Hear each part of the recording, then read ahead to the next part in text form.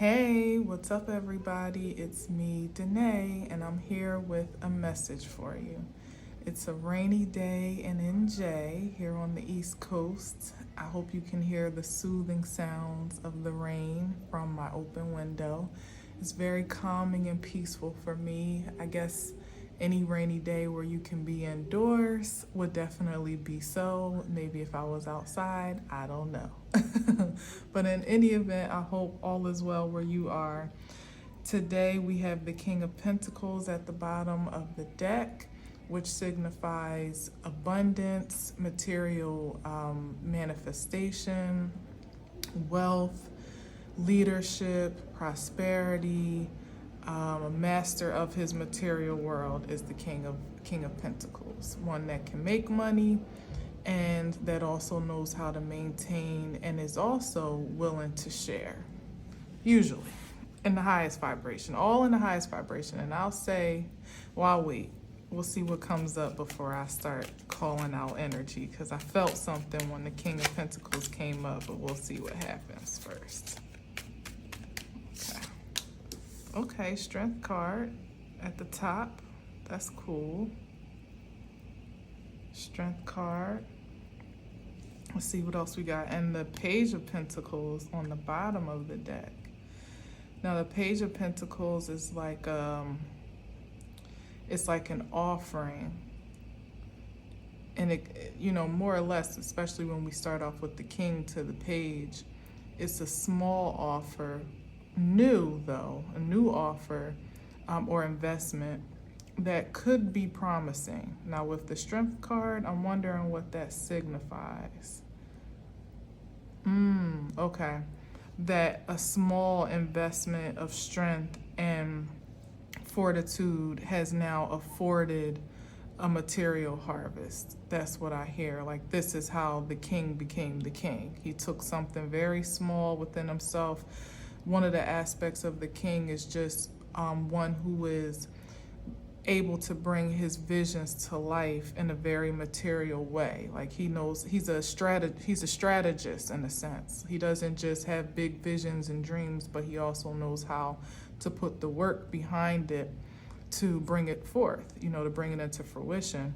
And perhaps this small, something that was just a small investment, a small vision, or maybe even minimal resources, because of his strength and balance and fortitude, and, you know, with the Strength card lately, courage as well also.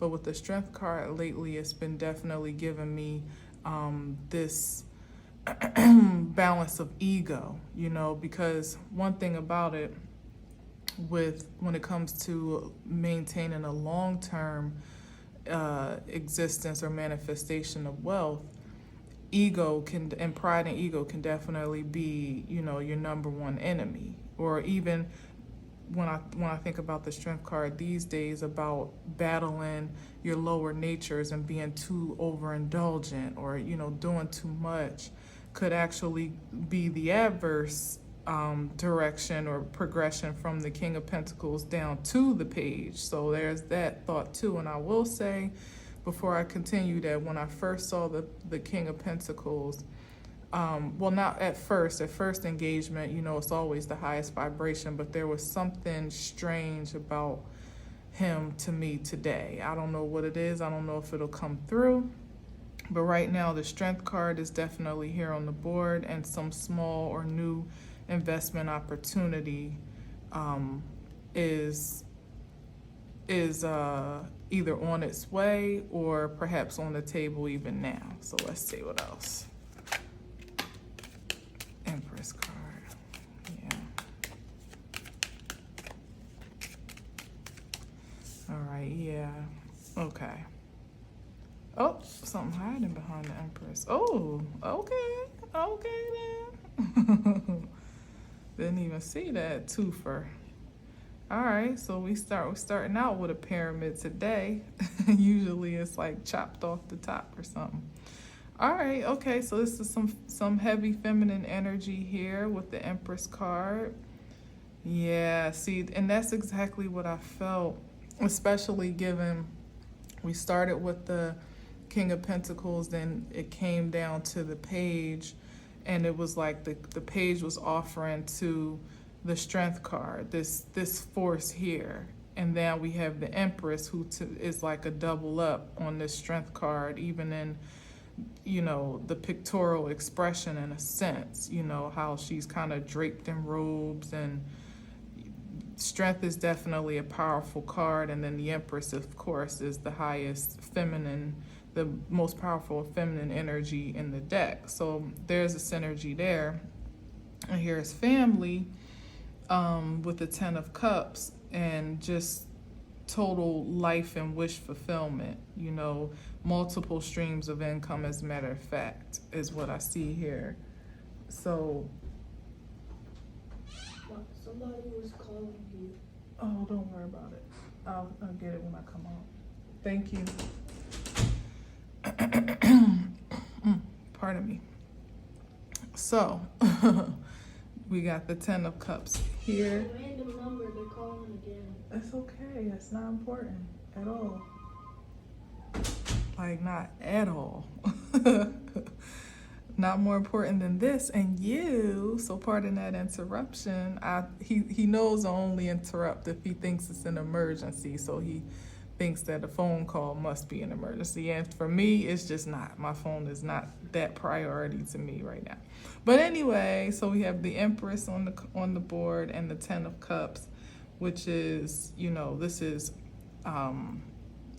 control and prosperity, and literally a double up on that. This is in the familial sense, and this is, and also spiritual, and this is like very fertile, very prosperous and productive, creative as well. What can you really say about the Empress? Honestly, there's nothing to be desired about her, more or less. She's in control of herself, and she is a powerful force of authority and inspiration to those that she has a connection to. So the 9 of Wands here, this card is just giving me that energy of remorse and, some energetic imbalance. So this is some energy that maybe is looking back on some choices or some actions that were taken that were not favorable to his ultimate creative force, more or less, with the wand energy here, creativity and power and passion. Maybe made some mismanagements of his own passion, and maybe perhaps even connected himself with in a passionate way with others that just didn't ultimately pan out to be, most productive. So I'm going to keep going. I'm going to reserve my thoughts, but what I feel is some connection between this energy here and the King of Pentacles as he was. So I feel like the King of Pentacles was in a position, or perhaps even still is materially, of prominence and prosperity, and again in a very practical and material way. And there was, there was an acquisition or acquiring of wealth in some dynamic way that was very, it was like a public display of it, with the king on the throne. Like I see it, he had that prominence of what's the word that I'm trying to say? He had a prominent persona, that's what I'm trying to say. But there's some disparity here, especially with this vibration here amongst these cards. And I as I said, when I first saw the King of Pentacles, that's what I felt like, what? I don't know. It's like this question mark. And so then for the Page of Pentacles to come forth under the deck after this, it's like either some diminishment or demotion of sorts from that kingly position, or perhaps a king who has much to offer but is only willing to who has much but is only willing to offer a minimal make a minimal exchange or make a minimal investment given all that he has to offer, or maybe he has withheld some energetic investment, perhaps to this feminine in the strength position, or to the Empress, or just mismanaged his investment some way. Like he may have done well in a material from a material perspective, but in an energetic perspective, there was something that was mismanaged or off that would cause this disparity between a kingship and a page position. So let's see what else we got.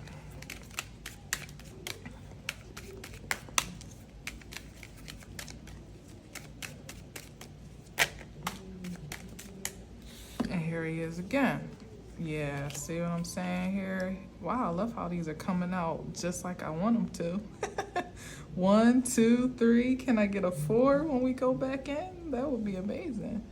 All right, so here we go with this vibe down to here, where you have, and look at this. It's like exactly what I said. His energy was mismanaged. He had the power to do something. The King of Wands is a very powerful, creative being. This was the energy to put behind the vision.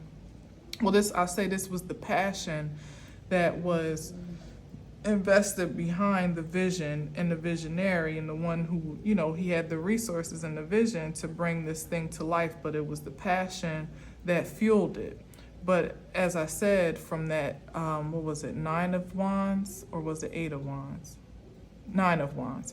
From that 9 of Wands, there's some regret. He's even looking backwards at the time when maybe he had much to invest, and there's something that wasn't well invested, because here we are here at this Tower moment. And I'm going to say that this is the investment here, was in a partnership where these two are like looking away from each other and see the centrical outcome. I keep saying centrical. I don't even know if that's a word. I'm gonna look it up when I'm done. But the central focus here is this Tower card, where that has separated the two. So for sure, this is about someone who maybe the difference. The Strength card here is the difference in the ways that 2 or maybe even 3 vibrations invested or catered to their pride. That there was some application of pride, one in a more high vibrational sense, meaning that pride that, is just taking great honor and having great respect for who you are, what you do, what you deserve, all that good stuff. And then there's the lower vibrational pride that's just more of a stroke of the ego, that cares more about presentation, as I was saying with the King of Pentacles, with presentation, with appearances, with looking like you are something different than what you actually are, or just feeling like you can't be who you actually are for the sake of your public persona. And then here we have, so that was a difference here. Now the Empress is one energy. She's a vibration sitting on, her own level. But these two are together. These two have had some type of alignment, and I believe that the investment that was made was in this connection of energetic force, where there was a choice to invest in something that was more spiritually fulfilling, that was more long-term, nurturing, that perhaps, may have acquired, a bit of it may have required a little bit more of him than just to be a money magnet, or the kingpin per se. It may have required him, the King of Pentacles is still not the Emperor, and even in the King of Wands energy, there's still some void of the King of Swords and the King of Cups. So that love vibration and that honor and even logic, that could be missing of an energy that's matching himself or comparing his matchup to an emperor status. Now, this was the ideal, generally, for there to be a coming together and, a union of powerful forces for the sake of this Ten of Cups. But it came on account of how, and that's where that Page of Pentacles comes in, that small seed that I said was sown, or that small offering. It's like how the strength made all the difference, the power, the force, the courage, the nerve, that intentionality in balancing your carnal force is what made all the difference in the outcomes for these individuals. Now you got the Empress, who's here looking at the Ten of Pentacles, and you got the King of Wands, aka the King of Pentacles, who's here in the middle of some relational turmoil, or at the experiencing the brunt of it, that something has happened here with the Tower card, some sudden change, some dissension, some separation, literally here with the King of Wands looking that way, the Queen of Wands looking that way. It's like he partnered his vibration with the wrong power, and it was because, as you can see, they're both on the same vibration, they're both on the same level, which, is nothing wrong with that generally. But when you think about, especially with the Tower card in the middle, the wand energy in a lower vibration is not always very high vibration. Like it's not always positive. When you got a Queen of Wands connected to a tower, she could be a witch.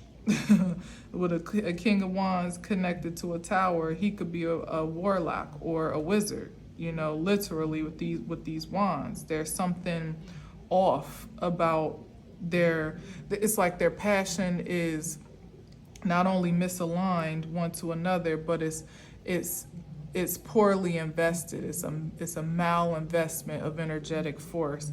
Usually, I would say, with the King of Pentacles leading for some sake of material return or gain or power or prestige, again, for the purposes of presentation, keeping up with the Joneses, literally with money and material gain. It's just not a good matchup. So this is the energy of this King of Pentacles as is, where he's looking back again, as in that Nine of Wands, looking at the past, reviewing when he had all that he could possibly have wanted and imagined to have, because the King of Pentacles, no doubt, acquires wealth and material gain. He's definitely the symbol of that, of all the kings. He's the highest value king in the deck. But he's looking back at the actions that he took to acquire that position and probably wondering, was it worth it if it's coming down to a tower moment? He's looking at the connections that he made to help him to obtain that status and success, and wondering, was it really worth it, or was it, was it worth it, even for all that it afforded, for it to come down to a tower, for everything to more or less come crashing down, even if it's just energetically, which it could be, because he could still be very rich and wealthy and be maintaining at least that posture of prosperity or the presentation of such to others. But there's something about the passion for it here has been dismantled, like destroyed, diminished in some way, and it's from, I would say, from a universal order. Usually when a tower comes into play, sometimes we bring it down on ourselves, but 9 times out of 10, it's a universal shift that just was not expected or prepared for, or that just, either takes you off guard or just puts you in a position to have to like gather yourself or rebuild again, which is not always a bad thing in itself. Perhaps the observations that he's made about his missteps and the choices, the things that he's reflecting upon, and given, I want to bring this back to a universal standpoint, given we are in Venus retrograde still, and now Mercury retrograde is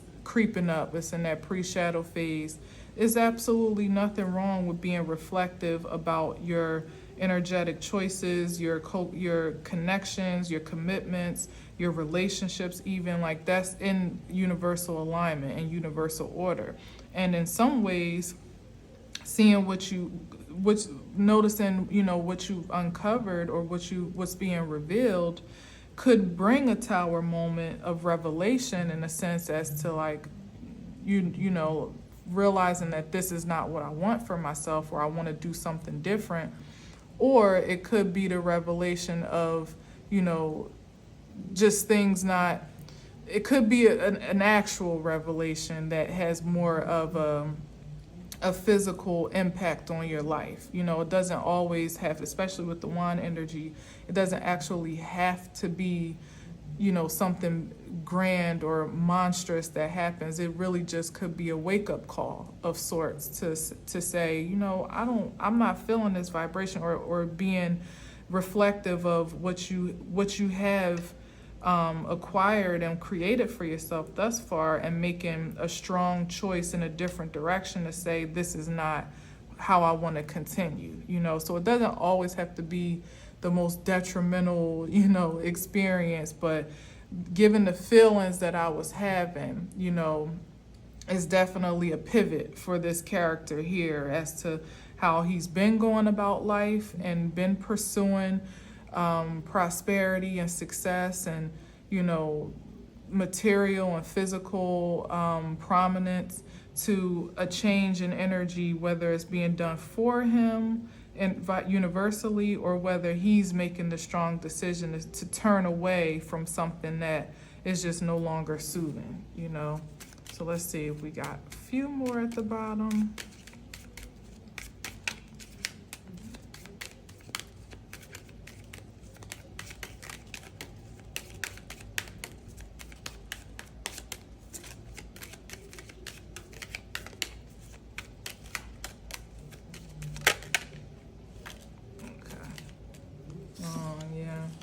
Yeah, and we got the Star card here, down here, and oh man, let me get a few more. Let's get some more color. But remember, we have this. I'm gonna put this on the side. Maybe we'll do it like that. And here he is again. This is about some anxiety about the future, or regret, also regret and remorse of the past. What's the Star card? Well, what's beyond the Star card? Give me some more information, Spirit, please. Maybe he missed a golden opportunity. That's what it's giving me. Oh, you ain't like that, huh? Well, look, I didn't do it. We're gonna reset, okay?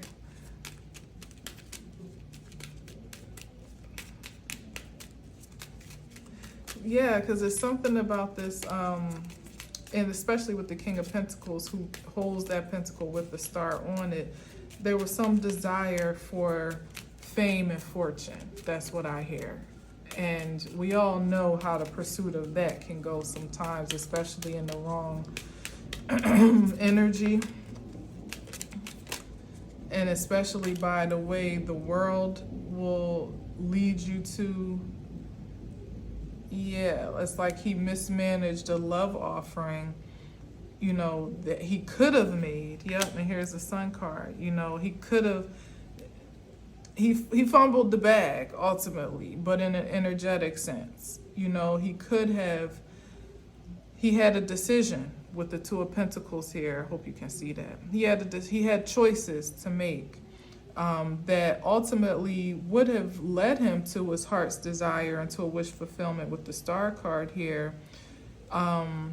Except it's like it's getting the emotions coming lower and lower. The Knight of Cups is, in terms of a love offering for someone such as the Empress, at that level, it's not offering much. Like, again, as I said before, it was like he wasn't really willing to match the vibration or the frequency that an empress ultimately, or someone, you know, of higher caliber, or just not to necessarily say, you know, because I love the Queen of Wands, I do. So it's not necessarily to say that the Queen of Wands in the highest vibration is not, because she's the most attractive physically and materially queen in the deck.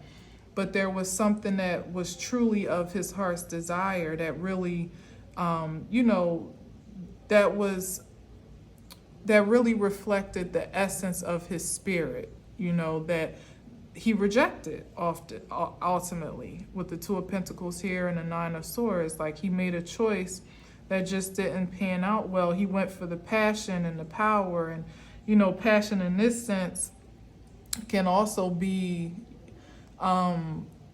it can be a little bit, I just heard promiscuous. So maybe there's that, because also the King of Wands and the Queen of Wands can definitely be players in their own right. They're the single kings and queens, you know, more or less. You know, those are some of the characteristics of them. They can also be married or coupled or committed as well, especially in their kingship. But I'm talking about in the vibration of this tower of what could have gone wrong. There was some lack of commitment here. There was some misalignment, maybe lack of commitment to self. But they were both committed to that money, though, getting that bag, that's for sure. But I feel like even with them looking in two different ways, there was a dissension between their methods of even doing that. You know, like they both had their own passions individually, and there just wasn't a great alignment between the two. There could never be any balance, you know, like a synergy between those two powers to work together for some common, you know, some common, I almost said obsession, but that too with the wands, but some common objective. Now again, we got the decision making here that didn't go well, or didn't pan out to be the most high vibrational, because like I said, it wasn't in alignment with the soul. And even at the Knight of Cups, like if perhaps he felt even within himself that there was something left to be desired from the love that he was either willing to offer with the Knight of Cups or able to offer. Because cups are like cups are like love energy, emotional energy, emotional offering, even spiritual essence. And there's something, maybe a projection of himself that he didn't feel was, you know, was of standard enough or good enough to offer to an empress. So he rather stick with passion. Like love was just on the back burner pretty much. He ain't have enough love to offer, and for a 10 of cups, you know, imagine that, you know, trying to get to a 10 of cups, or having the expectation to fulfill a 10 of cups position, you know, and really feeling only like a knight to that offering, or bringing a knight's cup to that table. You know, obviously he didn't see that value within himself and decided, I'm gonna go with the lower vibe of me. See where he's looking down on the lower vibration, like this is easier. I can do passion. I can do, you know, I can do ambition. I can do drive. I can function in this vibration easily, especially in his own right. But the disparity came when it was coupled with someone who just had their own idea, completely left or right, whichever way you seeing it, from what his focus was, you know. So the sun is here, which is like I was saying, like that, I think Venus is still in retro in Leo, and also Leo being the season that we're in, it's just illuminating everything, the truth of all. You can't really get around it. And once upon a time, and now here comes the King of Cups, you know, because this is the more desirable vibration now, but still catch the disparity. He's still just a knight, you know, even though he would ideally want to be a king in the love department, in the spirit department. There's something left to be desired as to why he doesn't feel whole and complete on this level. And I was saying that, you know, with the season of the time, with Leo season and the retrograde and things kind of drudging up as they do during these cycles, there's nothing to be missed. You can't miss what the spirit needs to reveal to you, because it's a matter of moving forward now. And even in this regard, the encouragement is for this King of Wands not to keep looking back at what decision he woulda, shoulda, coulda made, because it really doesn't matter now. All that matters is what you, even if you are a knight here, making sure that cup is pure for yourself, that you're drinking from a pure cup of love first and foremost, because ultimately ain't nothing wrong with a knight in shining armor if his armor is really shining, and not tarnished and tattered and gray.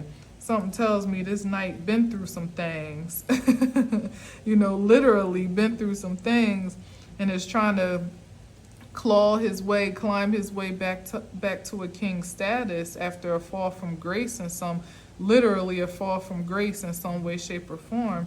And that's okay, as long as you're now willing to follow your true North Star. Maybe he really has in this time realized what his true, this is like representing your destiny, your divine destiny.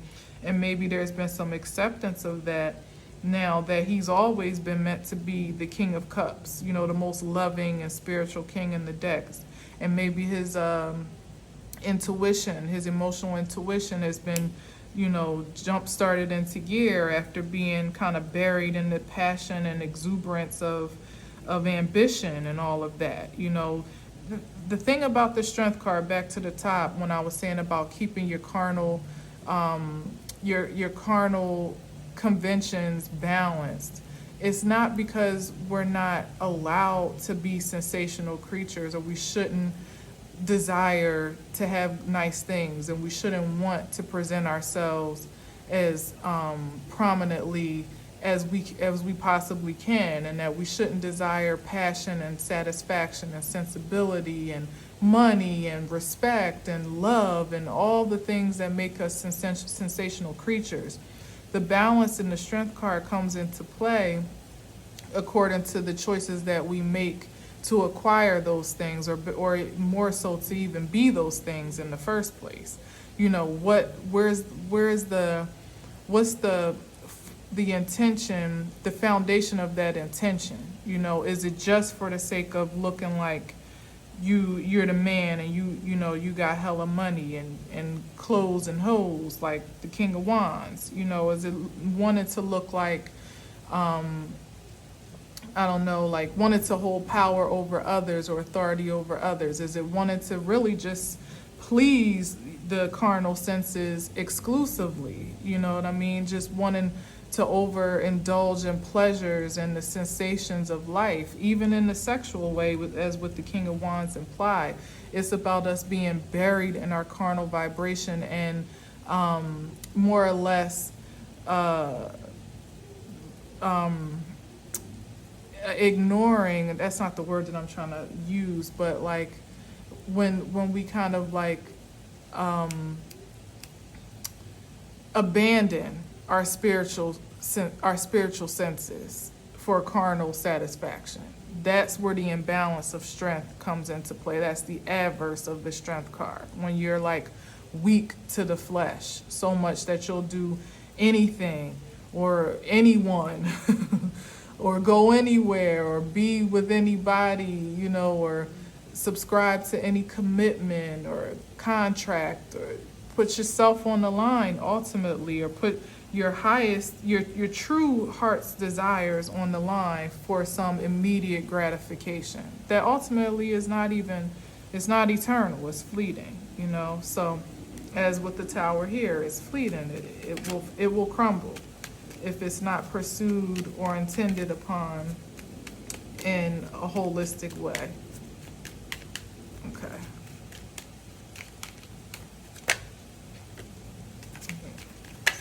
Okay, we got two. Thank you. All right.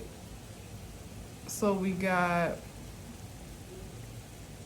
what's that? Oh, the Ace of Pentacles, which would have been the highest ace. Yeah, and that's what he was after. That big money, but you don't get to big money, like this, like big money that comes from the divine doesn't come from a position of entitlement. Worthiness, yes, but when this is like aggression and entitlement and willing to do anything, for some change, ultimately in a very aggressive way, with the Knight of Swords charging towards the Ace of Pentacles. And I think I got 3 down here. Yep, I do. Yeah, and so you got, let me get it lined up here. So you got this Knight of Swords, this Page of Swords, who is more or less like the stalker, the lurker and the stalker. What's he looking at? Again, past experiences, but even in this, he's looking the wrong damn way. Like his focus is just not quite still set where it needs to be. He's still looking at himself as, he's looking at himself as if, okay, and then with the cups here, the Knight of Cups, he's looking at himself still in ways that are unfavorable. With the Page of Swords, mostly energetically is not the greatest frequency. It's somebody that's looking with some ulterior objective of watching, as I said, stalking, lurking, which means that even if you're not actually somewhere sitting, stalking and lurking, and it's like pouring down rain right now. I don't know if you can hear it, but it's beautiful. It's like sheets of rain right now. But if it's not somebody that's literally stalking someone or stalking a situation, it's just your mind space being too focused on things that ultimately are not the most productive, that really don't matter, and at the time being. That's just not, it's not in alignment with where you need to go. Like he's looking backwards, he needs to be going forwards. And what he's looking at is how he's fallen short as the Knight of Cups, which is not how he should be looking at all. He should be grateful that given this tower moment here, he still has a horse to sit on. You know what I mean? Like there's still some possibility of progression, literally sitting on a horse as a Knight of Cups. That means you still have some transportation. You can still move around, get around in some way, shape, or form. But he's thinking about, because this is like past, it's either past life experiences or it could be just familiar relationship exchanges. It could even be family. Honestly, it doesn't have to be boyfriend, girlfriend. It could just be any connection that is familiar to the spirit or to the senses with the 6 of Cups here.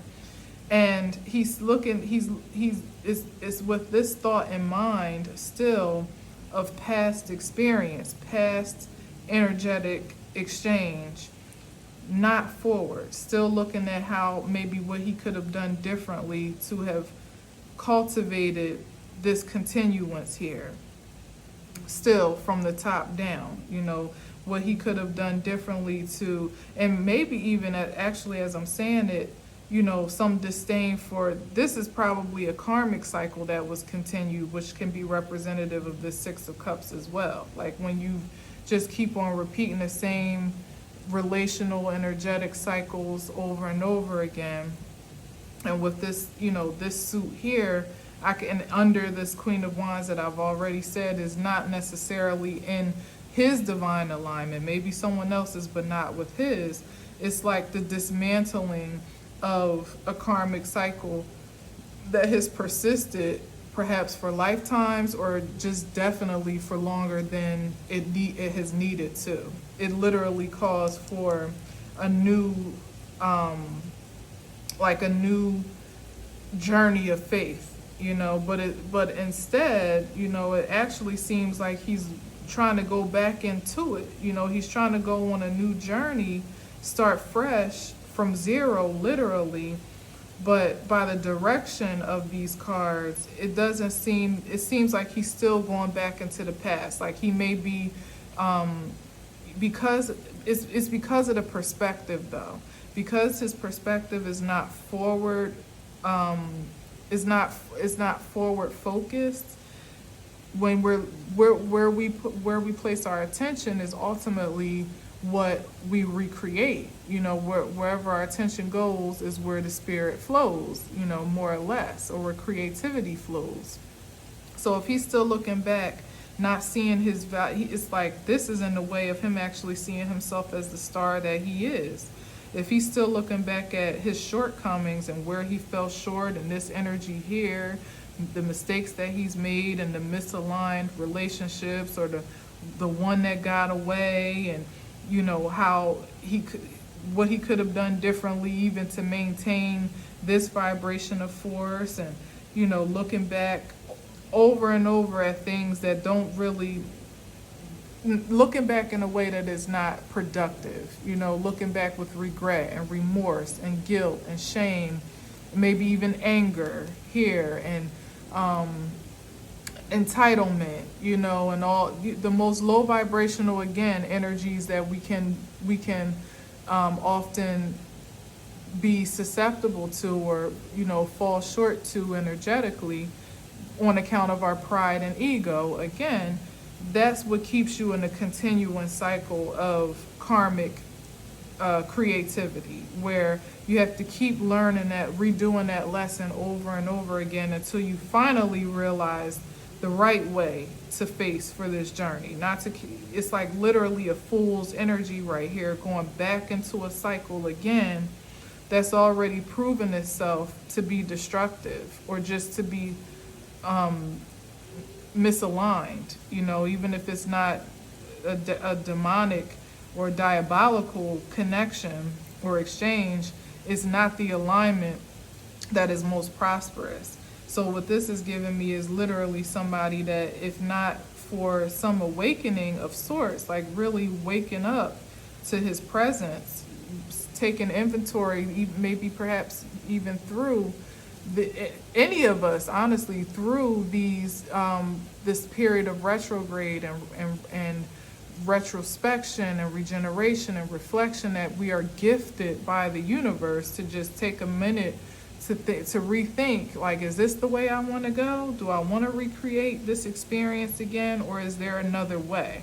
Is there something I could do differently based on the intel that I have from my past experience? Not to beat myself up about it and go over it over and over and over again in my head, or to be dreadful about the decisions I made and anxious about making any decision further, because what that does is put you in a space of indecision, which is not a prominent or powerful position to be in, because you don't trust yourself to do anything productive, you know, and that sends you on another Ferris wheel. I almost said Ferris wheel, but another hamster wheel of sorts. None of it leads you to the bag, ultimately, not the bag that lasts. You know, it may lead you to a couple coins here and there by way of the two, literally the Two of Pentacles, and put you in a struggle position and very imbalanced, even energetically, more so than actually materially, because as I keep saying, the King of Pentacles could still be wealthy, but as I said, still be struggling energetically, internally with himself, over the past, over his present, you know, not being in alignment to project a prominent future, even taking all that he has acquired, you know, or being in such a scarce mindset that even all that has acquired, he's still somehow imbalanced and insecure about that, because it doesn't feel like enough, or some fear of not being able to continue to produce because of the experience you had. Like, that's not getting to the eternal bag, you know. That's a fool's journey that ultimately leads you back into cycles of the past that are just unprosperous and unfulfilling, you know, at best. May even be deadly for, in some regards, with this tower here, because some people don't what do you call it? Some people don't survive the towers in their lives. Not everybody is so lucky. Not every tower is so terrible either, but sometimes when we allow time to continue to go on, and we ignore the warning signs, and we ignore our inner guidance and our guiding light, you know, that angelic force, that higher source that we submit to, or maybe have disconnected from in some way, shape, or form, that sun energy, that popped up and then, went back away. When we ignore that force is when, as I've said, sometimes the rug is pulled from under you. It's like the universe is catching you up with the wave of flow that it's already been on organically, but you've been falling behind. You have been lagging and procrastinating the obvious and resisting, the most divine possibilities, to the point where, like I said, the rug is pulled from under you. You get thrown out of your ivory tower. Some people land on their feet, some people may not. These two are falling head first, So there was some resistance to the warning signs or to the signals and signposts in their own energetic fields that caused this turnover to happen in the way that it did. Yeah, and the last thing here is confusion. Instead of getting to the bag, you pretty much get going, as I said, pretty much. It's like from the Six of Cups to the Seven of Cups. You want to keep looking at the past.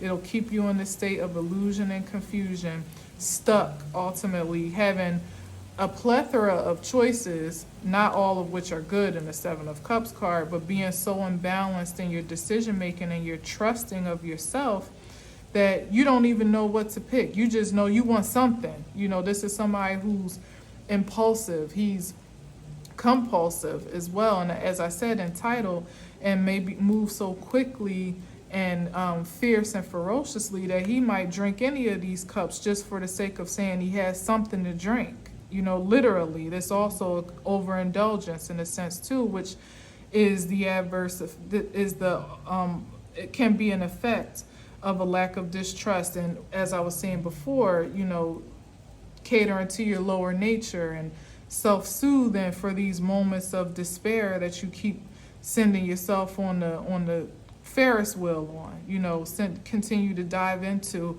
by way of regret and remorse and guilt and shame and all those other things.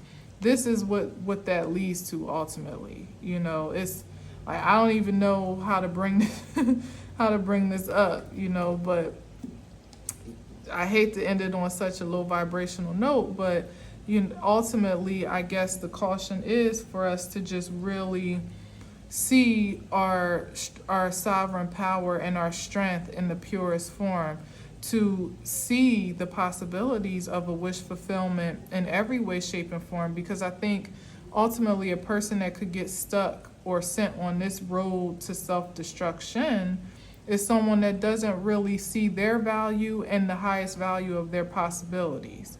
So they're willing to relent to what they can see and touch and sensationalize as some gratification, because sometimes waiting on our wish and our hopes and our ultimate fulfillment takes a little bit of time and definitely takes a little bit of work and effort, So I guess in this time where we're all taking inventory over what's working, what's not, people, places, and things, it's important to do so in the highest vibration, not to look at the past as anything but a lesson and a passageway to your present. Like, that's just what it is. There's no going back and redoing anything. All you can do is take the lesson, learn from it, and move forward, and to continue to keep your highest potential in perspective and your greatest possibilities in view, to hold fast to the hope of something more than what you can see and sensationalize now,